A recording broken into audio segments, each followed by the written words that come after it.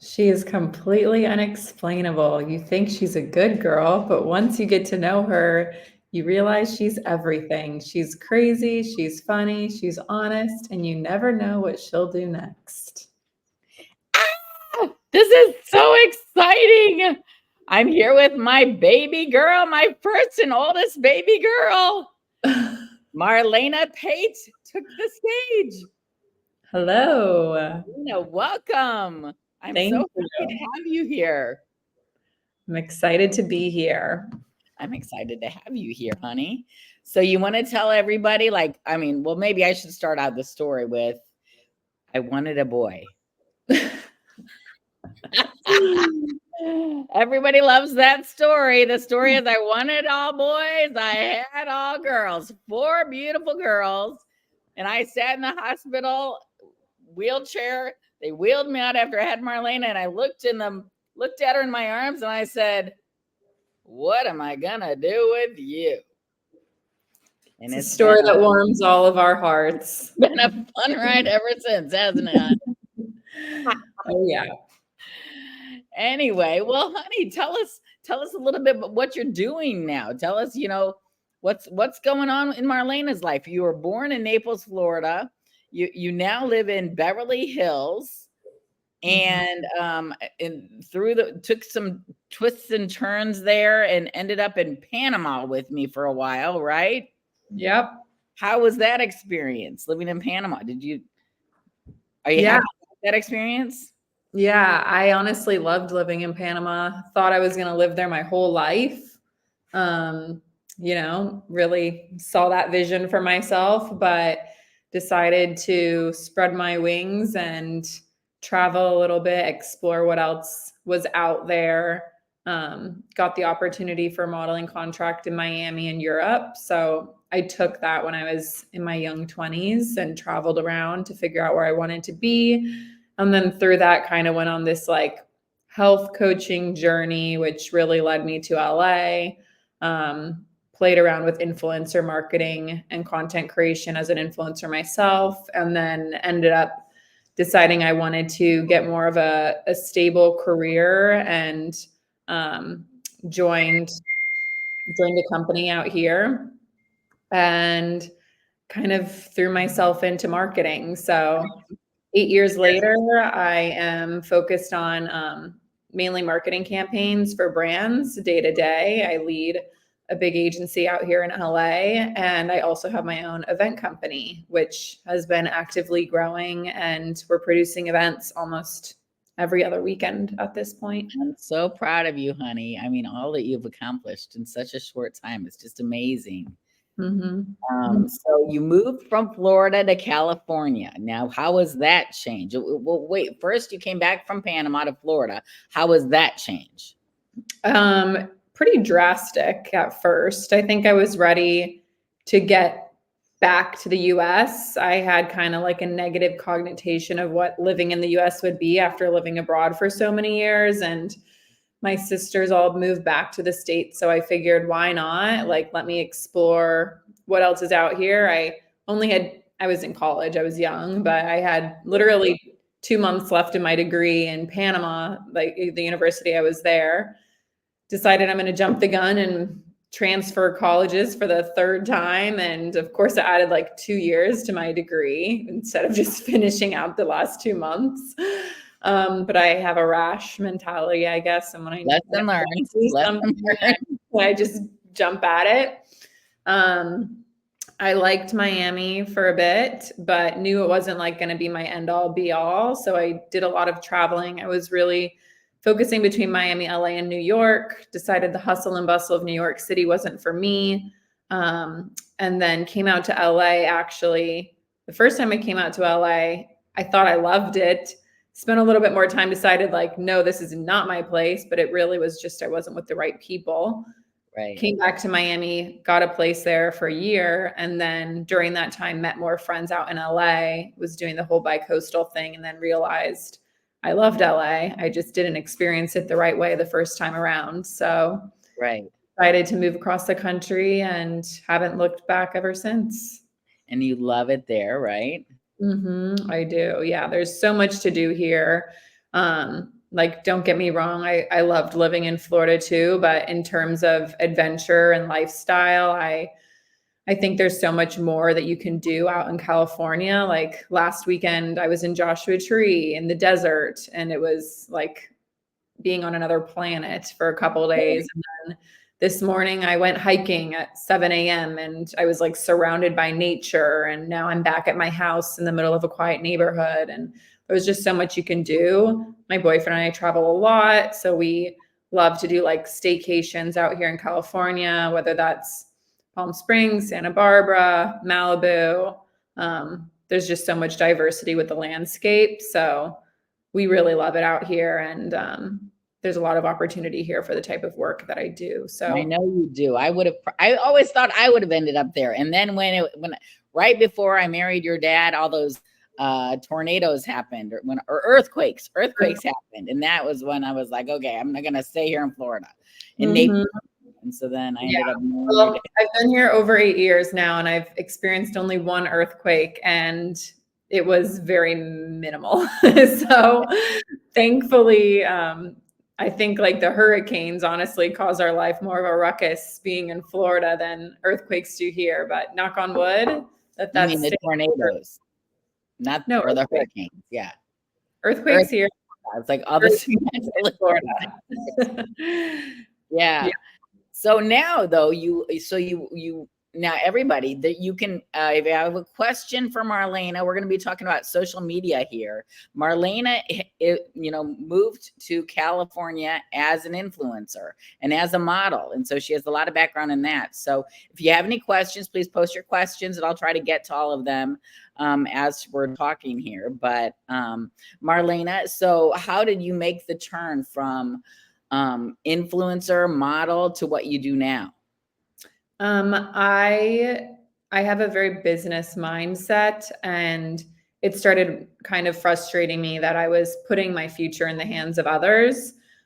Being in, the modeling industry, you don't really have your future in your hands. It's kind of at the hands of others. And I was told you didn't get booked because of X, Y, and Z, or it was all just very superficial. And my brain is very creative. I am always thinking it's really difficult for me to just sit down and relax, which I think is why during that stage in my life when I was doing modeling and like influencer creator work, I was traveling legitimately every week to 2 weeks. I was on a plane. I just couldn't sit still. And I really wanted to have a more secure lifestyle. I knew I wanted to settle down and have a family. So I started to try to think like how I could make that happen. And I was freelancing for a ton of companies. And then one of the companies offered me a full-time position out in LA, which is why I made that move. It was for a fashion company that was specializing in like the resale market for celebrities and influencers' closets. So it was all donating to charity. It was a really great cause.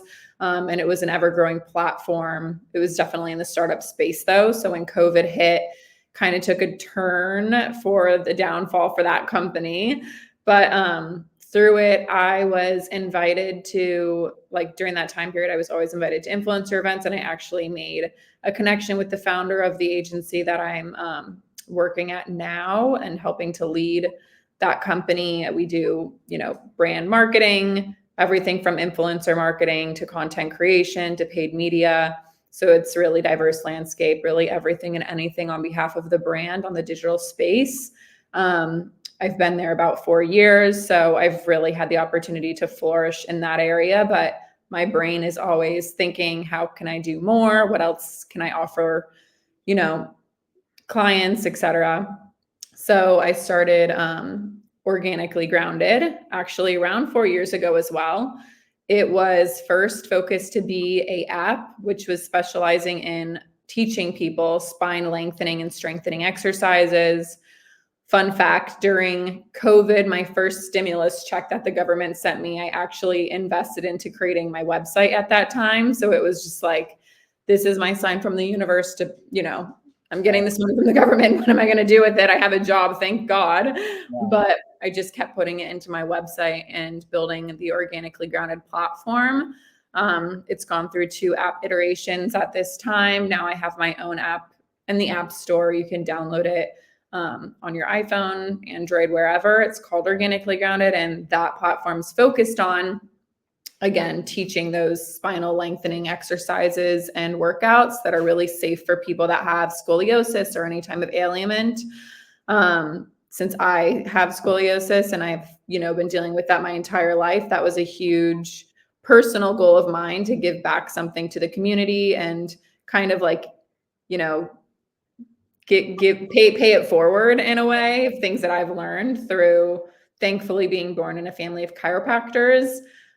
So again, being in the marketing space and influencer marketing, branding, et cetera, I thought, how can I spread the word about my app? And the first thought is I'm going to create influencer events, and I'm going to have all these girls come. I'm going to pay for this fabulous event. I'm going to teach them the workouts. I'm going to get a brand to sponsor the outfits. How can I make it feel really cohesive and special, not only for the guests, but also use it as an opportunity on my own to get all of the brand awareness from the guests that are arriving, that are sharing on social about the app and this opportunity that they had to join this day of relaxation and stretching, working out, etc. And then how can I brand it through content creation? So then I also leave that day with all of the assets I need for social. So I started doing that for my own company. And then I started getting a ton of response from brands that I was reaching out to be sponsors for my Organically Grounded events. But they were like, Marlaina, we loved working with you, but we don't want to do a fitness event every quarter. We want to do something that's just for us. Like, are you open to doing events for us on behalf of our team? So obviously I said yes. I saw it as a fun opportunity. For me, it was just creative. And I remember the first brand that I had asked to actually be a sponsor, their response was, oh my God, I'd love to. How much do we have to pay you to be part of this? And in my head, I was like, I just wanted free clothes for all of the girls that were attending. So everyone was dressed in the same outfit. So the photos looked good. I didn't even think at that time, because it was an organically grounded event, that a brand would also want to sponsor it and be a paid partner. So that kind of had me positioned in a unique way, that I was starting to look at things differently and realize this can actually be a company. And from that, I created OG Events LA, which is branded like sister from Organically Grounded, but OG Events, to kind of separate myself from the app and create something unique and an offering for brands. So now, like I just did in February, we do a big Galentine's Day event for a fashion brand. For Earth Day, we did a big tree planting event where it was a sustainable brand. So sustainability was a big pillar of theirs. So, Earth Day is always a big touch point. So depending on what. Wait a minute. You're talking a lot. You're going to have to back up though, because I know a lot of people here may not know you, Marlaina. They don't know. Look at this beautiful girl. She has scoliosis. How significant is your curve, Marlaina? 60 to 70 degrees, depending on the day. Now, I know the next question people are going to ask you is, have you ever had surgery for that? Have you ever considered surgery for that? Mm-hmm. Yeah, definitely have considered it when I was like 18. But it was always felt very scary to me, and it just didn't sit well with me. I think I mean, like, I know that there's so many people out there who have had surgery that have had great experiences. There's some that have not. And for me, I think you got to do what feels right to you. So I fully support either or decision. But for me, it didn't feel right. My body always rejects things that are foreign, even just like piercing my ears. Like, it takes like 9 months for them not to be infected in order for me to wear real jewelry. Right. So like birth control, anything foreign, my body rejects it. I've never had a good relationship with anything foreign. So it just seemed like, if it's not broken, don't fix it. And I know people are probably thinking, it's broken, you have a 60 to 70 degree curve. But as I realized that as long as I was staying active and I was living that organically grounded lifestyle, like eating healthy, staying constantly moving, I was fairly out of pain. I didn't really start to experience consistent pain until I reached 29, 30. Now I'm 31. But again, like, keep that under control. How do you deal with that? I work out every week. I really focus on weight, like back strengthening exercises. So like some weightlifting, but always being really conscious of what my body can handle.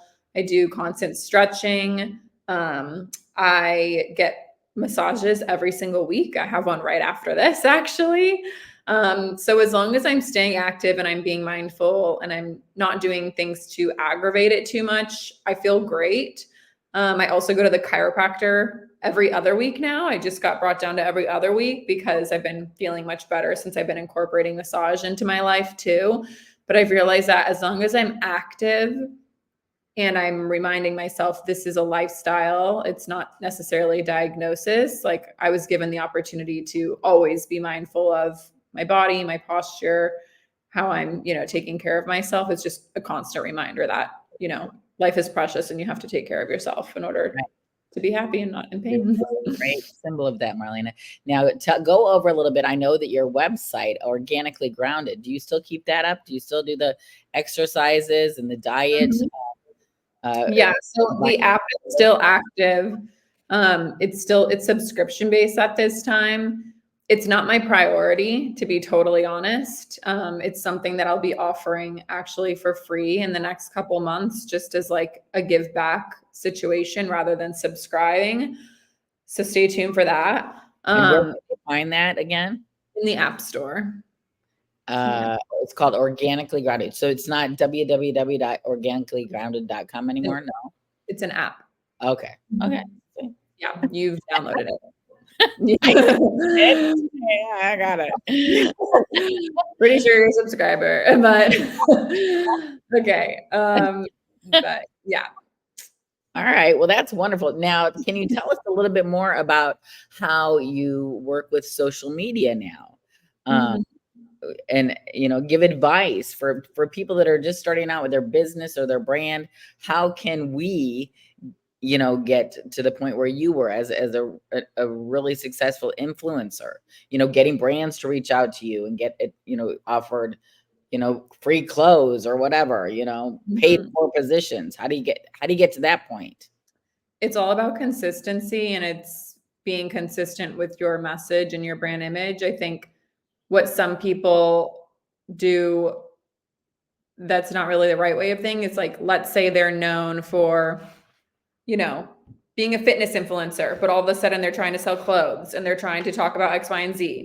That's where your company is going to downfall because you're not staying true to your message. Whereas if you're a fitness influencer and you're, aligning with fitness brands and you're staying true to that message and you're being raw and authentic to your following, that is going to feel more like of a true connection to that community than trying to get like a money grab and add too many things onto your plate. I can't express that enough. But for me, it's not really part of my, every day. I don't consider myself an influencer anymore, even though I have a following. I really use it just as my network. But for a brand or a person, like authenticity is key, especially on TikTok. Between Instagram and TikTok, people see Instagram now as your website. So rather than going to somebody's website, I'm going to first go to their Instagram to see like what they're about, their brand pillars or their personal, key pillars that they thrive themselves on.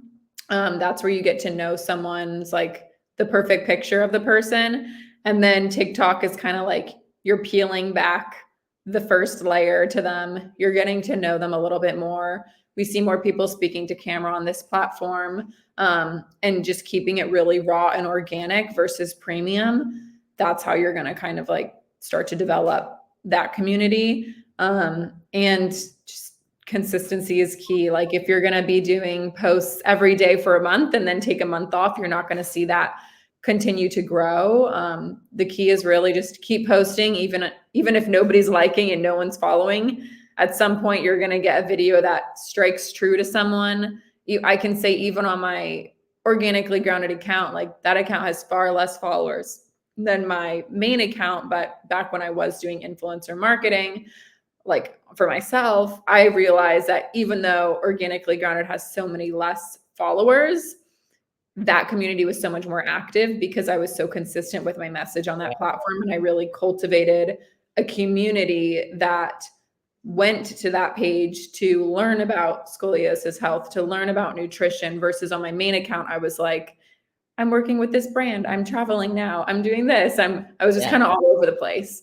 So it was like, who is this person? What does she represent? Whereas on my smaller account, I really stayed true and consistent with that messaging and what I believed in.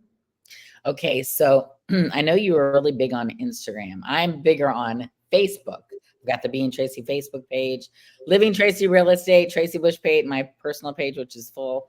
But as far as Instagram goes, is it better to have a long description or is it better to have a shorter description? And do the hashtags matter? So Instagram work as an SEO now. Originally, only TikTok was working as an SEO platform. So like what that means is if I was to go to TikTok and type in best hair dryers, I will see a ton of people talking about their best hair dryer and why they love it.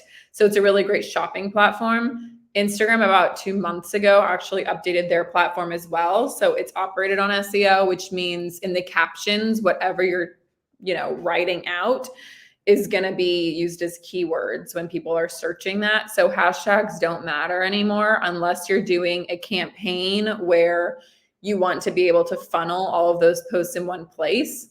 Like if I was doing a Being Tracy campaign and you wanted to say like, hey, everyone, I'm challenging you to do the Being Tracy campaign. And what that is go on your social media and say X, Y, and Z every day for 30 days. I don't know.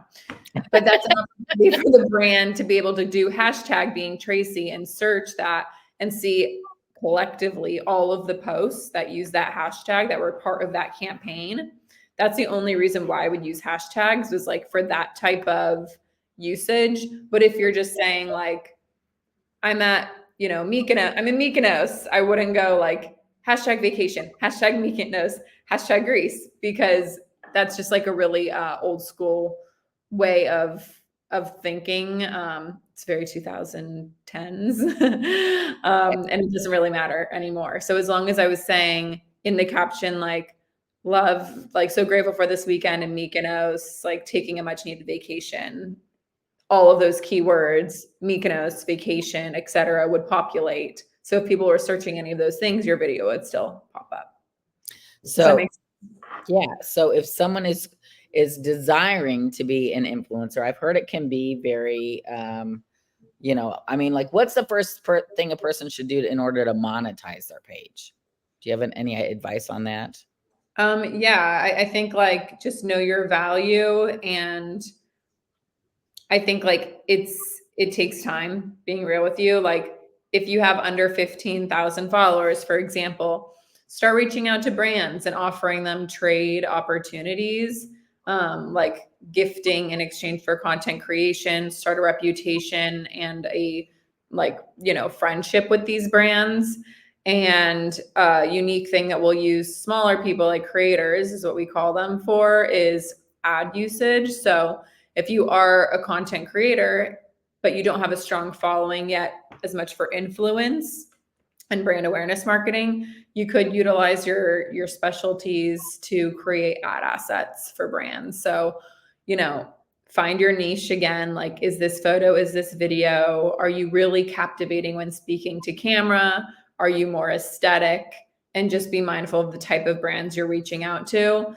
Like if you were selling like a lemon perfect water, for example, I might want to work with a creator that's better speaking to camera, who lives that healthy lifestyle, versus like the super trendy fashion girl that has an all beige aesthetic. So just like know the type of brands that you're reaching out to for partnerships, and know your value. Like, brands are usually willing to pay something if you're, you have something that's of worth to them. So create a PDF that explains your analytics, key partnerships you've had in the past, and find what works for you. It's not a trial and error. I think it took me like 3 years of accepting gifting opportunities before brands are reaching out for paid partnerships. So I always am afraid to accept anything now, especially that I've been hacked recently. But because you believe everything that anyone sends you. If somebody's sending you a message on Instagram saying from like XYZ, I always take a picture of it and send it to Marlaina. I'm like, Marlaina, is this like real? I just did it a couple days ago. Your style, and style is spelled wrong. Go to this link and we'll pay you $50 after you buy this. It's like, come on, like use your common I don't buy anything, but I don't notice that. But answer any DMs that don't come from the brand. It's like a very obvious. When they come from the brand.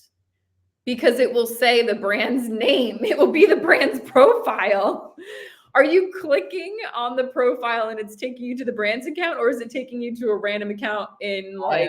That happened to me with Facebook last year when they offered me, I thought, an advertising position. Also, I clicked on their page. I clicked on the girl's page on Facebook, and it took me to some Facebook page.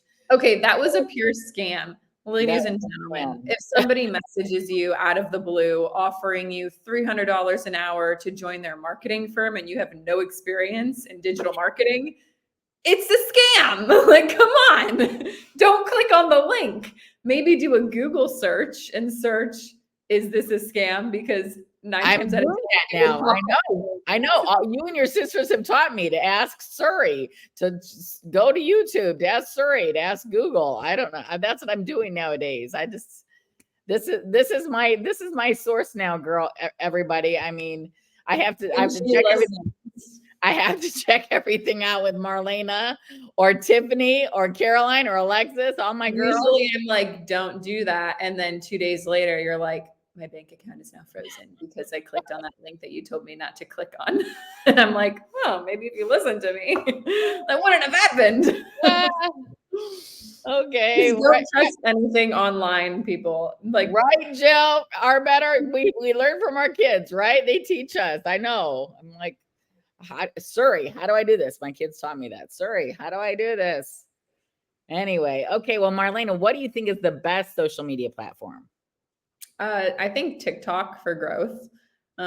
TikTok has a like kind of forever lifeline, whereas on Instagram, if you're posting after a couple days, the content falls flat. It just kind of dies with that algorithm. Whereas on TikTok, you can go viral for a post that you posted months ago.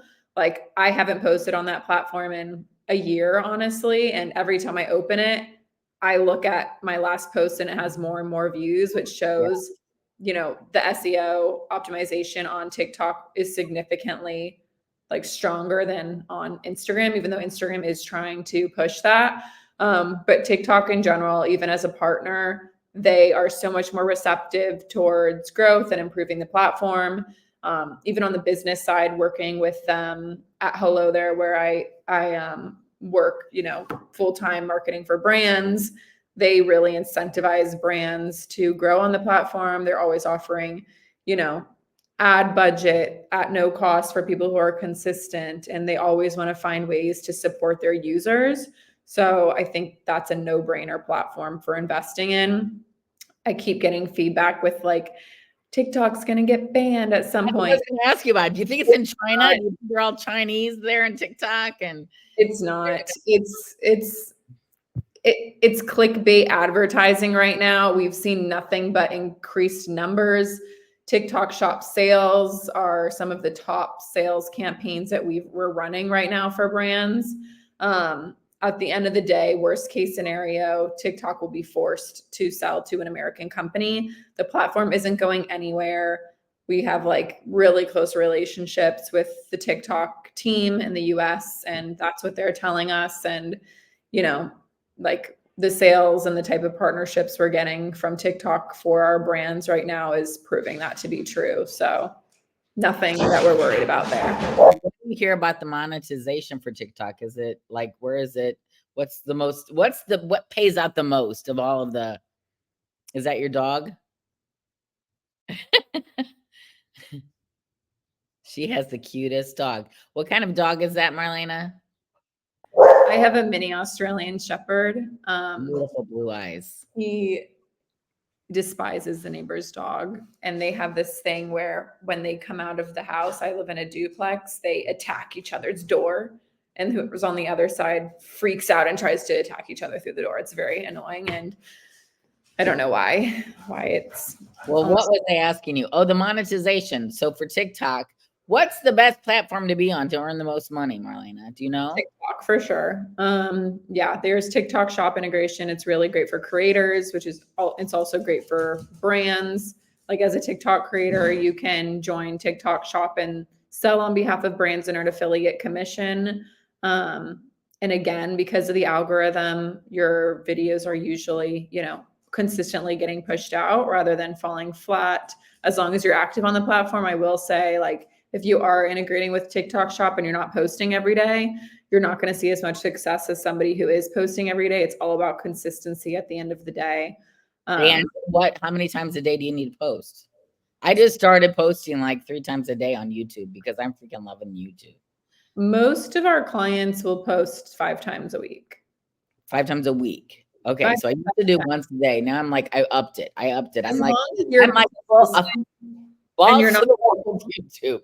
If you're posting like Monday through Friday and then you don't post for 2 weeks, then it's like it builds on momentum. So on an account, if you're posting consistently, you're growing on that momentum. But then if you stop posting, you're going to start falling back. So then you restart again. So as long as you're consistent with your community and they know when you can expect a share from you, the algorithm rewards you for that as a user and a creator. Okay. So what is the funniest thing that's ever happened to you or one of your clients regarding social media? Can you tell a story? No. You don't? I honestly can't think of anything that I should share. Okay. All right, so tell us the most interesting event that you've ever planned with your events group.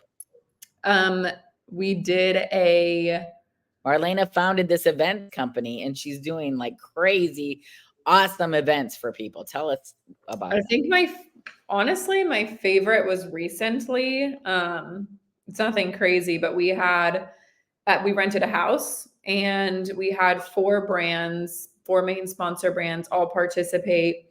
So they were all considered like the main sponsors. We had a cookware brand, we had a fashion brand, we had a glassware brand, a fungi, a mushroom brand that was focused on both meditative and wellness mushrooms. And we kind of created this whole immersive brand experience on behalf of the brands. So as the guest was walking through the house, they walk into the kitchen and they see this incredible kitchen design and all of the, products from this kitchen company or cookware company were displayed. Whereas then they turn into the living room and we had a really incredible setup for the mushroom brand to show like that wellness lifestyle aspect of it. Then you go to the dining room and there was incredible tablescape set up so people could really see the beauty behind the brand, and they all left with a gift from the brand as well. And that relationship, as like a guest, we introduced them as a creator, influencer, etc. So that was by far my favorite because it was the most diverse and unique experience I've ever created. And it was really fun. We had also like a DJ there and alcohol beverage sponsor, and it was just different, which I think is why I liked it so much. Usually I love the events that are like, let's do a yoga flow and then a brunch after. But now I think I'm more aligned with how can we create a really immersive brand experience. So you're not only just like getting introduced to the brand, but you get to like have a taste of it while you're there. Well, that's what I was going to ask you too, is who is your target market for the events?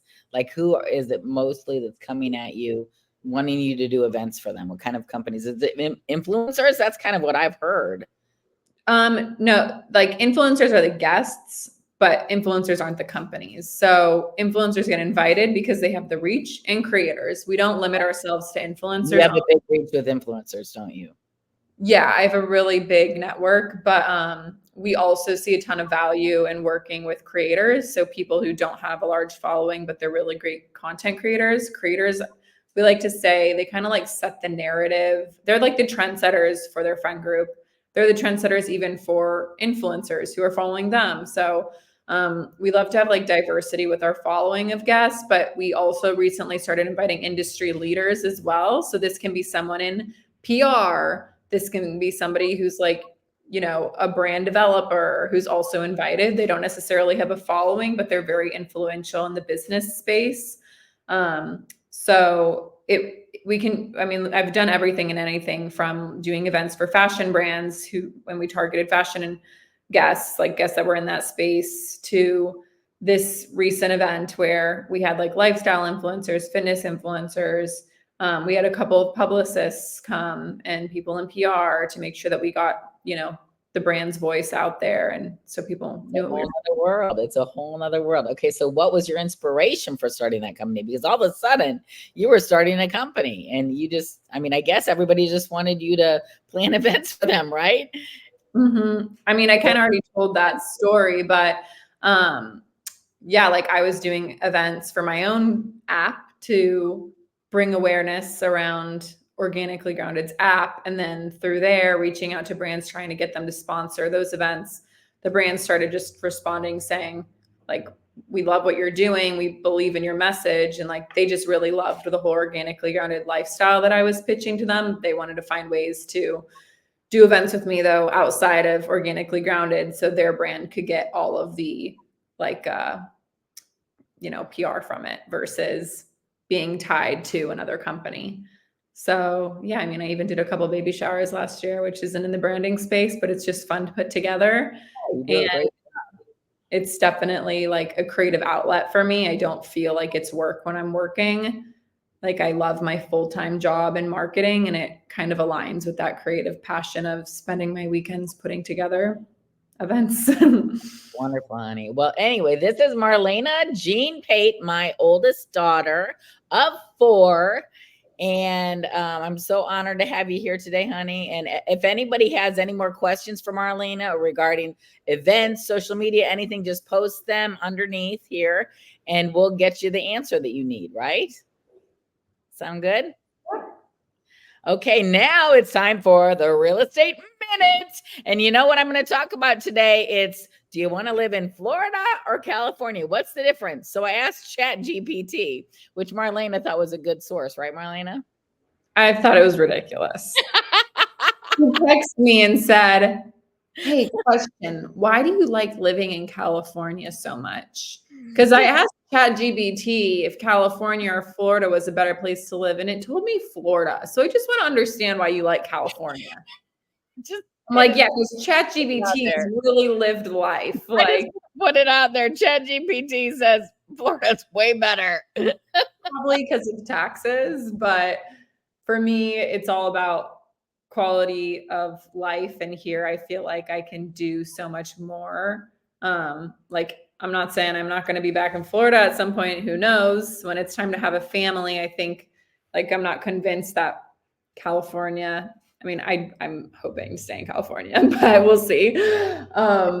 You know, never say never, but for me right now, business is great in California. It's in alignment with what I'm doing for my company and my full-time career. And I just love that, like, I can be in Malibu. I can drive 45 minutes and I'm in Malibu and spend, you know, feel like I'm in a totally different town there. Or I can drive an hour and I can be in Orange County where it's way more family oriented. Or I can drive down to Huntington Beach and take a walk with my dog, or go like I did this morning to Franklin Canyon and take a walk through wildflowers in the nature. At one point, I literally was talking with my sister on the phone and I was like, I'm in the straight up jungle right now. Like there's like panthers out here or like coyote. I need to like get out of here. I don't know what I'm doing, but I just love that even though I live in like Beverly Hills area, I'm still able to be in nature so quickly, or in the city so quickly. Exactly. Well, in California, ChatGPT said that you've got high demand, high prices, limited inventory, strict regulations, and strong appreciation, though. Historically, California real estate has seen strong appreciation over time, making it an attractive investment option despite the high entry costs. And then Florida, it says, has a diverse market because we got people coming in from everywhere, lower prices, Tourism impact. Florida's economy benefits significantly from tourism, which influences the real estate market, especially in areas like Orlando, theme parks, Miami, beaches and nightlife. And then we also have less regulation here. While Florida has regulations like any state, they may not be as strict as those in California. This can sometimes lead to a more flexible development opportunities. And so the comparative factors they found were climate, taxes. California generally has higher income and property taxes compared to Florida, which has no state income tax. This tax advantage can influence people's decisions about where they want to buy property. Anyway, I like to say we have a weather tax. I mean, you got perfect weather here. It's always 70 and sunny. So you think it's better than here? There's zero question the weather is better in California. Really? Zero question. It's so hot in Florida. So hot. Look at me. I'm wearing like a light jacket right now. I'm like going to go outside. I'm wearing shorts. Like, it's so nice. I got a little sweater around my neck. Unless the only thing is Florida, if I really want to just bake in the sun, that's the place to do it. But I like that here I can always wear a light cardigan. I like that the temperature drops a little bit at night. There gives you more fashion inspo, you know. Okay. Well, in summary, ChatGPT said California and Florida offer distinct real estate opportunities catering to different needs and preferences. California's high demand, limited inventory, and strict regulations often translate into higher prices, while Florida's diverse market, affordability, and favorable tax environment make it an attractive option for many buyers. And yeah, I don't doubt that. I mean, hey, it's very expensive to live in California. I pay it every month. I know. To visit, it was expensive. Mm-hmm. But anyway, well, honey, I just loved having you here to interview today and talk with me. We don't get to talk as much as I'd like, and I have had to get all these questions out of you answered for social media so I can build Being Tracy like crazy. Happy to help. So please like, subscribe, comment below when you see this video on YouTube, especially what you liked, what you want to hear more about, and share it, please. It helps us. We're on YouTube, Spotify, Apple, and we're also in need of sponsors, advertisers, anybody that wants to donate, you know. Marlaina, do you want to give your contact information of how people can contact you and get more information from you? You can just go to ogeventsla.com or find me on Instagram. Is there anything else you want to add? I don't think so. It's been a pleasure. A lot of fun, a lot of conversation. But yeah, thanks everyone for tuning in. Okay, love you, honey. Bye. Thanks everybody for tuning in. See you next time.